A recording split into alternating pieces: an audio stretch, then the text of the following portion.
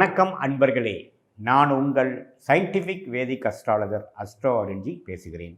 நல்லது நினைப்போம், நல்லதே நடக்கும். தொடர்ந்து நம்மளுடைய சேனலில் பார்த்தீங்கன்னா வீடியோஸ் தொடர்ந்து பார்த்துட்ருப்பீங்க நம்புகிறேன். நம்மளுடைய ஜோதிட கருத்துக்கெல்லாம் பார்த்தீங்கன்னா அறிவியல் சார்ந்து சயின்டிஃபிக் வேதிக் அஸ்ட்ராலஜி முறையில் எந்தவித மூட நம்பிக்கைக்குள்ளே போகாமல் மிகைப்படுத்தாமல் உள்ளது உள்ளவாறு நம்ம பார்த்துட்ருக்கோம்.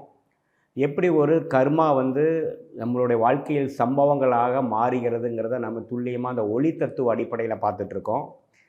அந்த வகையில் பார்த்திங்கன்னா நம்மளுடைய எல்லா ஜோதிட பதிவுகளும் அந்தந்த ராசி அந்தந்த லக்னக்காரர்களுக்கு அந்தந்த நேரத்தில் எந்த மாதிரி ஒரு விஷயங்கள் வாழ்க்கையை நமக்கு கொடுக்க காத்திருக்கிறது, எது மாதிரி முடிவுகள் எடுத்தால் பெட்டராக இருக்குங்கிற விஷயத்தை சொல்லி உத்வேகப்படுத்தி மனசை ஊக்கப்படுத்தி நல்லா ஒரு மோட்டிவேஷ்னல் வீடியோஸாக நம்மளுடைய வீடியோஸ்லாம் வந்துட்டுருக்கு.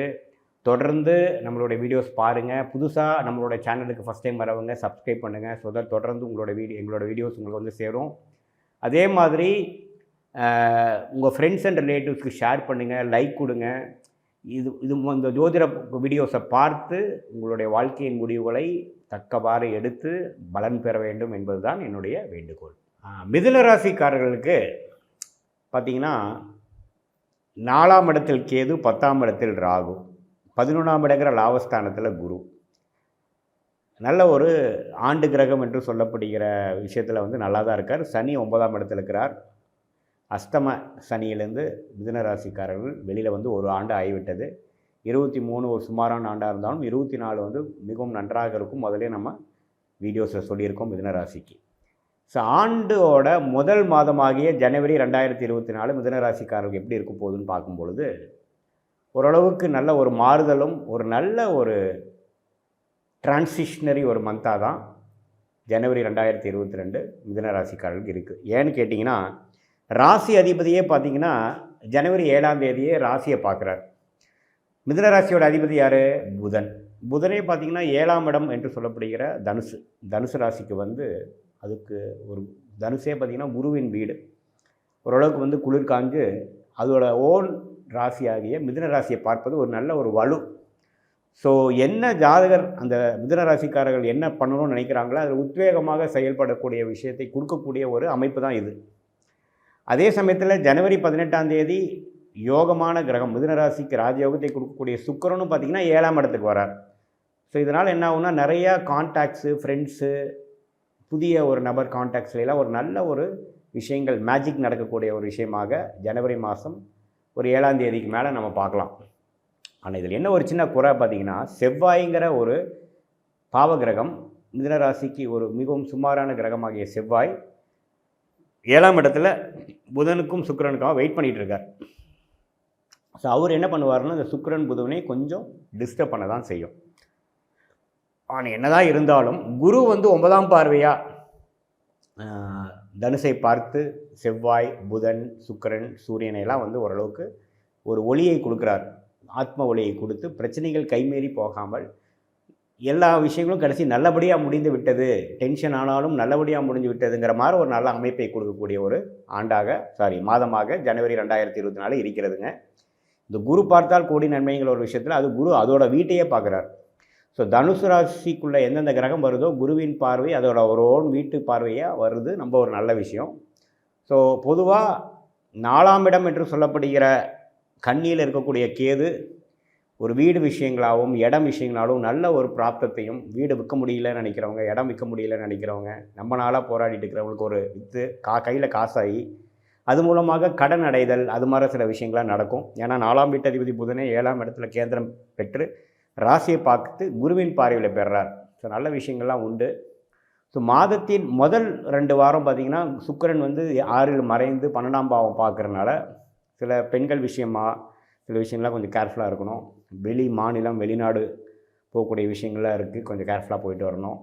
மற்றபடி பார்த்திங்கன்னா ஜனவரி 14ஆம் தேதிக்கு மேலே எல்லாமே அருமையாக இருக்குது. சூரியன் 7ஆம் இடத்துலேருந்து 8இல் மாறுறார். அது ஒரு பெரிய ஒரு இக்கட்டான ஒரு சூழ்நிலை கொடுக்குற மாதிரி ஒரு அமைப்பு இல்லை. மெயினாக ராசி அதிபதி ராசியை பார்ப்பதும் குருவின் பார்வையில் இருக்கிறதும், ராஜயோகாதிபதியாகிய சுக்கிரனும் 7ஆம் இடத்துக்கு புதனோடு சேர்ந்து இருக்கிறதும் அருமையான ஒரு விஷயம். இதில் செவ்வாய்ங்கிற ஒரு கிரகம் முயற்சி செஞ்சு ஒரு 30% நல்ல பலன்களை கெடுத்து கொஞ்சம் ஸ்ட்ரெஸ்ஸும் டென்ஷனும் கொடுக்குறார். அதனால் கொஞ்சம் ஜாதகர் கோவப்படுறது, ஆர்கியூமெண்ட்டில் போகிறது, ஒரு நல்லா ஒரு விஷயம் நடந்து முடிகிற டைமில் போய் ஏதோ டென்ஷன் படுத்திடுறது, அது மாதிரிலாம் இல்லாமல் கொஞ்சம் கேர்ஃபுல்லாக போயிட்டோம்னா நல்ல பலன்கள் எதிர்பார்க்கலாம் என்பது தான் வந்து மிதுனராசிக்காரர்களுக்கு ஜனவரி 2024 ஆண்டின் முதல் ஓரளவுக்கு நல்ல ஒரு ஆண்டாக தான் இருக்க போகிறது. கொஞ்சம் நல்லா அவங்களோட மைண்ட் நல்லா ஒர்க் ஆகும். மாணவர்கள் நல்லாவே ஜனவரி 7ஆம் தேதிக்கு மேலே வந்து மிதுனத்திலேயே புதன் கனெக்ட் ஆகி புத்தி சுவாதீனங்கள், கான்சன்ட்ரேஷன், ஃபோக்கஸ் எல்லாமே நல்லா இருக்க போகிறது. அதே சமயத்தில் ஒரு சுபகிரகமாகிய சுக்கிரனே ஜனவரி 18க்கு அப்புறம் ராசியை பார்த்து ராசியை வந்து திருப்பல கொடுத்து சுபத்துவப்படுத்துறது நல்ல ஒரு குதூகலமாகவும் ஹாப்பியாகவும் மனசு இருக்கக்கூடிய அமைப்பு உண்டு. சனி 9ஆம் இடத்துலேருந்து நல்ல ஒரு ஒரு அருமையான ஒரு இடத்துல தான் இருக்கார். ஸோ இதில் பார்த்திங்கன்னா உங்களுடைய தொழிலில் இருக்கிறவங்களா இருந்தாலும் சரி, வேலையில் இருக்கிறவங்களாலும் சரி, மாணவர்களாக இருந்தாலும் சரி, இல்லத்தரசிகளாக இருந்தாலும் சரி, அவங்க என்ன பண்ணணும்னு நினைக்கிறாங்க லாஸ்ட் 3-4 மந்த்ஸாக என்ன பிளான் பண்ணிகிட்டு இருந்தாங்க, எக்ஸிக்யூட் பண்ண முடியலைங்கிறவங்களுக்கு எல்லாமே ஒரு நல்ல ஒரு அவங்க நினச்சதை சாதிக்கக்கூடிய ஒரு ஆண்டாக இருக்குது. அதே சமயத்தில் கொஞ்சம் ஸ்ட்ரெஸ்ஃபுல்லாகவும் கொஞ்சம் அப்பப்போ டென்ஷன் வந்து அது சரியாகிற விஷயமாகவும் இந்த செவ்வாயின் சேர்க்கையினால் இருக்குதுங்கிறது நம்ம தெரிஞ்சுக்கணும். பட் குருவின் பார்வை பரிபூர்ணமாக இருக்கிறனால 11ஆம் வீட்டு அதிபதியும் 7ஆம் வீட்டு அதிபதியும் பரிவர்த்தனையாக இருக்குங்க.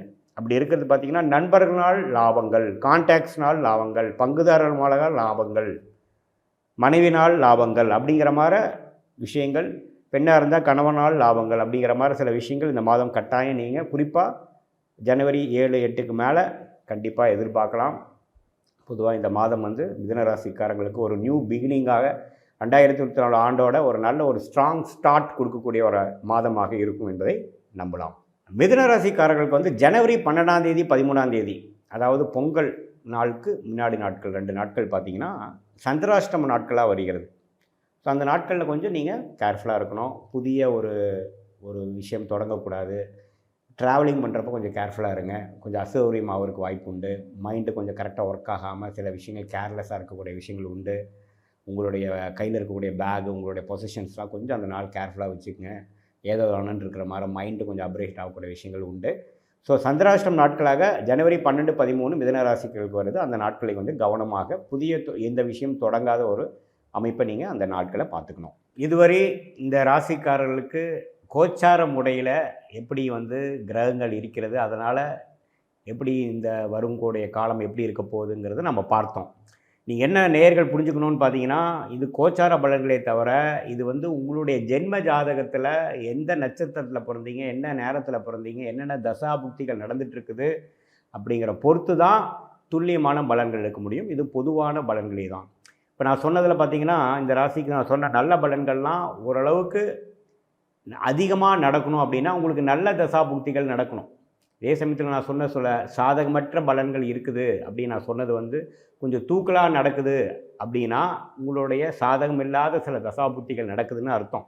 ஸோ மெயினாக நம்மளோட தசாபுக்திகள் எப்படி இருக்குது பொறுத்து தான் இதோட நல்ல பலன்களும் சாதகம் இல்லாத பலன்களும் மேலேயும் கீழேயும் போகக்கூடிய, அதாவது அதிகமாக நல்ல பலன்களா அதிகமாக கெட்ட பலன்களாங்கிற ஒரு விஷயங்கள் மாறக்கூடிய தருணம் வந்து உங்களுடைய தசாபுக்திகள் உங்கள் ஜென்ம ஜாதகத்தில் தான் இருக்குதுன்னு தெரிஞ்சுக்கணும். அதனால் ஒரு முக்கியமான முடிவு எடுக்கிறீங்க, வாழ்க்கையில் முக்கியமான முடிவு எடுக்கிறீங்கன்னா கண்டிப்பாக உங்களோட ஜென்ம ஜாதகத்தை ஒரு ஜோதிடர்கிட்ட பார்த்து தான் முடிவு பண்ணணும். இது வந்து ஒரு 50% ஒரு ட்ரெண்டாக உங்களுடைய ஒரு ஜென்ரல் அமைப்பு எப்படி இருக்குது இந்த ராசிக்குங்கிறதான் நம்ம இந்த வீடியோவில் பார்க்குறோம். இதே தொடர்ந்து மாதம் மாதம் இதே மாதிரி ராசியை நீங்கள் ஃபாலோ பண்ணுறப்போ ஓரளவுக்கு நீங்கள் ஒரு 80-90% உங்களுடைய அமைப்புகள் எப்படி போகுது, வாழ்க்கை அமைப்பு எப்படி போகுது உங்களால் ரிலேட் பண்ண முடியும். மீண்டும் மற்றொரு காணொளியில் சந்திப்போம். நன்றி, வணக்கம்.